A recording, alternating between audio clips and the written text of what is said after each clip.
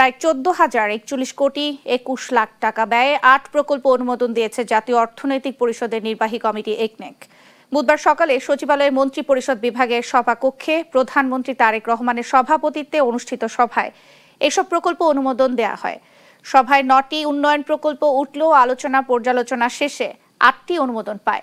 উত্থাপিত 9টি প্রকল্পের মধ্যে 4টি ছিল নতুন ও সংশোধিত 5টি, যার মধ্যে সরকারি অর্থায়ন 11,180 কোটি 17 লাখ টাকা এবং প্রকল্প ঋণও 3,550 কোটি 44 লাখ টাকা। পরে এ নিয়ে সাংবাদিকদের ব্রিফ করেন পরিকল্পনা প্রতিমন্ত্রী জুনায়েদ সাকি। ঢাকা আশুলিয়া যে এলিভেটেড এক্সপ্রেসওয়ে যে নির্মাণ প্রকল্প, সেটার প্রথম সংশোধনী প্রস্তাব